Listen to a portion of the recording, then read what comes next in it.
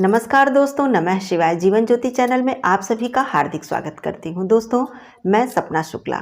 आज की वीडियो आप सभी लोगों के लिए बहुत ही उपयोगी और बहुत ही हेल्पफुल होने वाली है। आज की वीडियो में मैं बात करूंगी श्री रामचरितमानस पाठ के विषय में। घर पर आप किस प्रकार से संपूर्ण रामचरितमानस पाठ का लाभ प्राप्त कर सकते हैं। रामचरितमानस पाठ करने से हमें पुण्य की प्राप्ति तो होती ही होती है, साथ ही हम भगवान श्री रामचंद्र जी के जीवन के चरित्र को जान पाते हैं और उन्हें अपने जीवन में समाहित करते हैं। इससे हमारा जीवन सुखमय और आनंदमय बनता है। गोस्वामी तुलसीदास द्वारा रचित श्री रामचरितमानस में भगवान श्री रामचंद्र जी के चरित्रों का वर्णन तो किया ही गया है, साथ ही यह रामचरितमानस हमें जीवन जीने की सीख देती है, जीवन जीने की प्रेरणा है हमारे लिए यह रामचरितमानस। और यह रामचरितमानस हमारा आदर्श है। यदि हम रामचरितमानस के बताए हुए मार्गों पर चलें, उनके उपदेशों को ध्यान में रखें, तो हमारा जीवन आनंदमय हो जाता है और हमारे जीवन की तमाम परेशानियां दूर हो जाती हैं। साथ ही प्रभु श्री रामचंद्र जी के चरणों की कृपा तो हमें प्राप्त होती ही होती है। तो दोस्तों, किस प्रकार से संपूर्ण रामचरितमानस का पाठ हम कर सकते हैं, कौन कौन से वो तरीके हैं, और अपने जीवन में नित्य पूजा पाठ में हम कौन सी चौपाइयों का प्रयोग करें, पाठ करें, जप करें, जिससे कि हमें अनंत पुण्य फल की प्राप्ति हो और हमारे जीवन में प्रभु श्री रामचंद्र जी के चरणों की कृपा हमें प्राप्त हो। तो दोस्तों, आइए एक एक करके सभी जानकारी ले लेते हैं और आपको अपने नित्य पूजा में भी इन चौपाइयों को शामिल करके अपने आप को धन्य बनाना है। तो वीडियो बहुत ही ज्यादा उपयोगी होने वाली है, अंत तक जरूर ही बने रहिएगा। चैनल पे यदि आप पहली बार हैं तो चैनल को सब्सक्राइब कर लीजिएगा। वीडियो मेरा पसंद आए तो इसे लाइक जरूर ही किया कीजिए और लोगों में शेयर कर दिया कीजिए। चैनल पे पहली बार हैं तो चैनल को सब्सक्राइब जरूर कीजिएगा। कमेंट बॉक्स में जय श्री राम जरूर लिखिएगा। दोस्तों, सबसे पहले तो बता दूं कि रामचरितमानस जो संपूर्ण पाठ है, इसका किस तरह से संपूर्ण लाभ हमें प्राप्त हो सकता है। पहला तरीका है कि हम अखंड रामायण का आयोजन कराते हैं। आप सभी लोग जानते हैं कि अपने घर में हम अखंड रामचरितमानस पाठ का आयोजन कराते हैं, जो कि 24 घंटे अखंड रामचरितमानस का पाठ चलता है। उसके बाद हम हवन इत्यादि करके इसे संपूर्ण करते हैं, इसका समापन करते हैं। ये तो आयोजन की बात हो गई, जो हम कभी कभी करते हैं, या फिर हम मन्नत के लिए करते हैं, या फिर हम ऐसे ही अपनी इच्छा के लिए, प्रभु की कृपा के लिए करते हैं। तो ये एक आयोजन है, इसे हम जब भी चाहे कर सकते हैं, कोई इतना कठिन कार्य नहीं है। लेकिन इसके अलावा हम संपूर्ण रामचरितमानस पाठ का किस तरह से लाभ प्राप्त कर सकते हैं। दूसरा तरीका है नवान्न पारायण। नवान्न पारायण क्या है?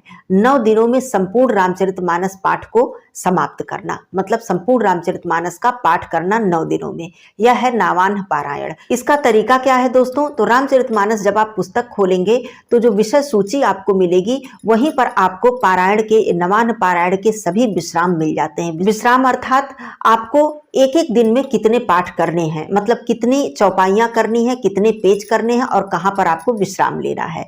इस तरह से प्रथम विश्राम, दूसरा विश्राम, तीसरा विश्राम आपको करके 9 विश्राम मिल जाएंगे और 9 दिनों में आपको संपूर्ण पाठ आपको समाप्त करना होता है, जिसमें कि दिया हुआ है। अगर उस हिसाब से आप पाठ करते जाएंगे तो 9 दिनों में आपकी संपूर्ण रामचरितमानस का पाठ समाप्त हो जाएगा। तीसरा तरीका है मास पारायण। मास पारायण अर्थात 1 माह में संपूर्ण रामचरितमानस पाठ को समाप्त करना, अर्थात संपूर्ण करना। तो इसका भी पारायण का जो विश्राम है मास पारायण का, वह भी आपको रामचरितमानस की विषय सूची में ही मिल जाता है। तो वहां पर आप देखकर विषय सूची को आप इस तरह से जहां जहां मतलब विश्राम लेना है कि एक दिन में हमें इतना पाठ करना है, अगले दिन हमें इतना पाठ करना है, इस हिसाब से आप वहां पर देखकर उस पृष्ठ पर आकर रुक सकते हैं और मास मतलब 1 मास में आप संपूर्ण रामचरितमानस के पाठ को समाप्त कर सकते हैं। जब आप पाठ को शुरू करें तो वहां पर आप संकल्प लें और जब पाठ आपका समाप्त हो जाता है, चाहे वो नवान्न पारायण हो, चाहे वो मास पारायण हो, उसके बाद हमें हवन करना होता है। हवन आप पंडित जी के द्वारा भी कर सकते हैं और आप स्वयं भी घर पर हवन इसका कर सकते हैं और पंडित जी को दान दक्षिणा इत्यादि किसी ब्राह्मण को दे सकते हैं। तो इस तरह से नवान्न पारायण और मास पारायण के द्वारा हम संपूर्ण रामचरितमानस का पाठ घर पर कर सकते हैं। इससे हमें अनंत पुण्य फल की प्राप्ति होती ही होती है, साथ में हमें रामचरितमानस की सभी चौपाइयों का पाठ करने का सौभाग्य प्राप्त होता है, जिससे कि हमें अपने जीवन जीने की सीख हमें प्राप्त होती है और हमें प्रभु श्री रामचंद्र जी के चरित्रों का वर्णन जो है उसे सुनने का और पढ़ने का सौभाग्य प्राप्त होता है। तो ये 2 तरीके हैं, आप घर पर आसानी से रामचरितमानस का संपूर्ण पाठ कर सकते हैं। और सुंदरकांड का पाठ, ये तो आप सभी लोग जानते हैं कि सुंदरकांड का पाठ हमें प्रतिदिन भी करना चाहिए, या फिर हम रोज नहीं कर पाते हैं तो प्रत्येक शनिवार और मंगलवार को सुंदरकांड का पाठ करने से हमें अनंत पुण्य फल की प्राप्ति तो होती ही होती है, साथ में हमारे घर से तमाम बाधाएं दूर होती हैं। गृह क्लेश या फिर कोई भी प्रकार की दिक्कत हो, इस सुंदरकांड का पाठ करने से तमाम विघ्न बाधाओं से हमें मुक्ति मिल जाती है। ये बात हो गई। अब मैं बात करती हूँ कुछ ऐसी चमत्कारिक चौपाइयों के विषय में। दोस्तों, जो रामचरितमानस में चौपाइयां हैं, यह एक मात्र चौपाई नहीं बल्कि एक मंत्र है। अगर इन चौपाइयों का जप हम अपने प्रतिदिन की पूजा में करते हैं, चाहे हम 5 चौपाई, 7 चौपाई या फिर हम एक ही किसी चौपाई को मंत्र के रूप में इसका जप करते हैं, तो इसका हमें अनंत पुण्य फल प्राप्त होता है। प्रभु रामचंद्र जी के चरणों में हमें स्थान प्राप्त होता है। आइए कुछ मुख्य चौपाइयां जान लेते हैं। वैसे तो सभी चौपाइयां मंत्र के समान है, रामचरितमानस की कोई ऐसी चौपाई नहीं है जिसका महत्व कम हो, सभी का महत्व बहुत अधिक है। लेकिन कुछ ऐसी चौपाइयां हैं जिनका पाठ हमें, जिनका जप हमें प्रतिदिन अपनी पूजा में अवश्य ही करना चाहिए, या फिर आप ऐसे भी बैठकर इन चौपाइयों का पाठ कर सकते हैं। तो देखिए, पहली चौपाई क्या है, आइए समझते हैं। दोस्तों, बहुत सुंदर वर्णन है। सीता राम चरण रति मोरे, अनुदिन बढ़ऊं अनुग्रह तोरे। भगवान श्री रामचंद्र जी के चरणों में हमारा अनुग्रह, हमारी प्रीति दिन प्रतिदिन बढ़ती रहे, ऐसी मतलब भक्त ऐसी कामना करता है। तो इस तरह से यदि आप इस चौपाई का प्रतिदिन पाठ करते हैं या फिर निरंतर जप करते हैं, सीता राम चरण रति मोरे, अनुदिन बढ़ऊं अनुग्रह तोरे, बहुत ही सुंदर चौपाई है। तो इसका जाप आप प्रतिदिन अपनी पूजा में कर सकते हैं। दूसरी चौपाई है, नाथ सकल संपदा तुम्हारी, मैं सेवक समेत सुतनारी। अनंत पुण्य फल को प्रदान करने वाली प्रभु से कहा गया है कि हे प्रभु, सब कुछ आपका ही है, आपका ही दिया हुआ है। मैं अपने पुत्र, पत्नी, परिवार समेत आपका सेवक हूँ, आपका दास हूँ। तो इस तरह से इस चौपाइयों के द्वारा हम प्रभु के दास और सेवक बन जाते हैं और उनके चरणों में अपनी प्रीति को, अपनी श्रद्धा को प्रदर्शित करते हैं। तीसरी चौपाई है, अब प्रभु कृपा करहु यही भांति, सब तज भजन करहु दिन राति। प्रभु से कहा गया है, प्रभु ऐसी कृपा कीजिए कि सब कुछ छोड़कर, सारी दुनिया के माया जाल को छोड़कर मैं दिन रात आपके चरणों का भजन, आपके चरणों का कीर्तन करता रहूं या करती रहूं। तो इस तरह की बातें जब हम प्रभु से कहते हैं, इस तरह की विनती जब हम प्रभु के समक्ष करते हैं, तो इसमें हमारा कहीं से कोई स्वार्थ नहीं होता है। निस्वार्थ भाव से केवल हम उनकी कृपा को मांगते हैं, केवल हम उनकी आशीर्वाद की चाह रखते हैं, तो इससे प्रभु प्रसन्न होते हैं। तो इस चौपाई का भी जप आप प्रतिदिन अपनी पूजा में कर सकते हैं। अगली चौपाई है, बहुत ही सुंदर, बहुत ही उत्तम।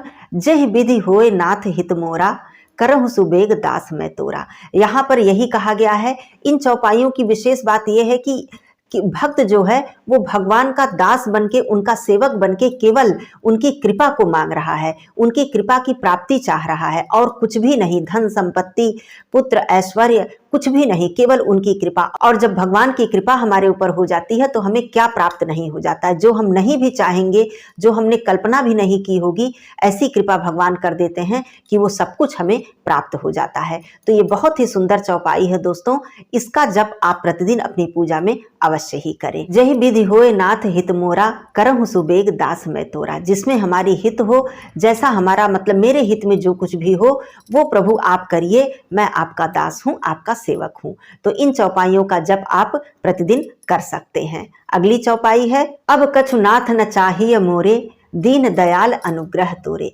मतलब जितनी चौपाइयां यहाँ पर मैं बता रही हूँ, ये विशेष इसलिए हैं कि यहाँ पर भक्त केवल उनकी कृपा को मांग रहा है, केवल उनके आशीर्वाद की चाह कर रहा है, और प्रभु से वो कुछ भी नहीं मांग रहा है, अपने लिए कोई भी चीज नहीं, केवल उनकी कृपा। और उनकी कृपा मतलब इस संसार की दौलत, इस संसार का धन उनकी कृपा में छिपा हुआ है। जब उनकी कृपा, उनका आशीर्वाद हमें प्राप्त हो जाएगा तो हमें समझिए हमें दुनिया की सारी दौलत प्राप्त हो गई। तो अत्यंत ही सुंदर, अत्यंत ही मनोहर चौपाई है। अब कछु नाथ न चाहिए मोरे, दीन दयाल अनुग्रह तोरे। आपकी कृपा के अलावा और मुझे कुछ भी नहीं चाहिए, किसी भी चीज की चाह मुझे नहीं है प्रभु। तो ऐसी प्रार्थना से प्रभु कैसे प्रसन्न नहीं होंगे, वो हमसे जरूर प्रसन्न होंगे और हमारे ऊपर कृपा अवश्य ही करेंगे। तो इन चौपाइयों का भी आप पाठ प्रतिदिन कर सकते हैं। अगली चौपाई आइए जान लेते हैं। प्रभु की कृपा भयउ सब काजू, जन्म हमार सुफल भा आजू।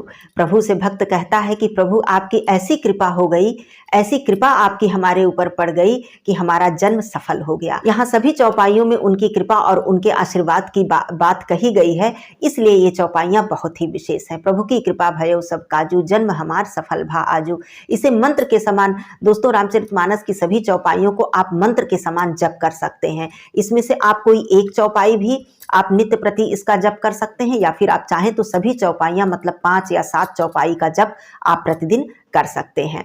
अगली चौपाई है दीन दयाल विरिदु संभारी, हरहु नाथ मम संकट भारी, मंगल भवन अमंगल हारी, द्रवहु सो दशरथ अजिर बिहारी। इन चौपाइयों का भी पाठ हम प्रतिदिन कर सकते हैं अपनी पूजा में। तो ये सारी चौपाइयां दोस्तों मंत्र के समान हैं, आप इनका जप प्रतिदिन जरूर ही करें। अगली चौपाई क्या है आइए समझते हैं। हरि अनंत हरि कथा अनंता, कहाँ ही सुनहिस बहुविधि सब संता। हरि अनंत हैं और उनकी कथा भी अनंत है। तो इस तरह से संत जन भक्त जन उनकी कथाओं का वर्णन, उनके चरित्रों का वर्णन करते हैं।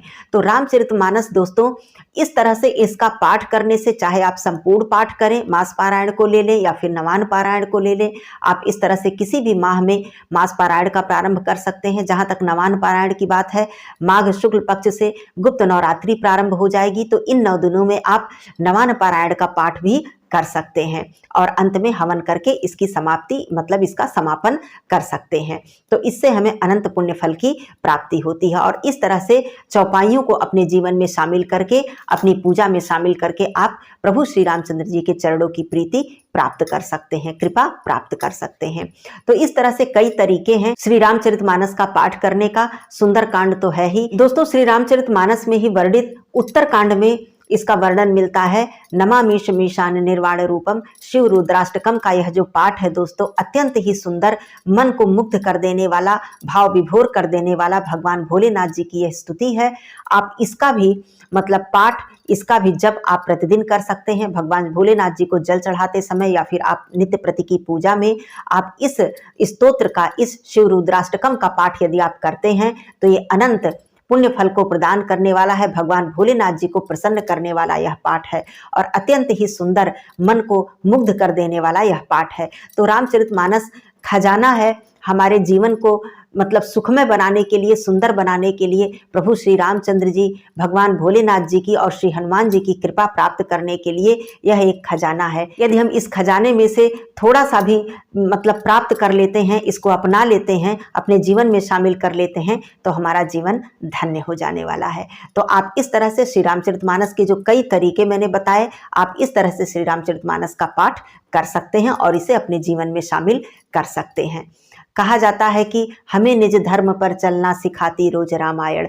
तो ये जो रामायण है दोस्तों, ये केवल प्रभु की कृपा ही नहीं बल्कि हमारे धर्म को हमें बताती है, हमारे कर्म को हमें बताती है, हमें किस राह पर चलना चाहिए, कैसे चलना चाहिए, जीवन में हमें किन चीज़ों को अपनाना चाहिए, ये सिखाती है रामायण और रामचरितमानस। तो आप लोग जरूर इसे अपने जीवन में शामिल करें। और भी कोई प्रश्न हो तो आप लोग जरूर ही पूछिएगा। फिर मिलती हूँ अगले वीडियो में, तब तक के लिए धन्यवाद। नमः शिवाय, हर हर महादेव।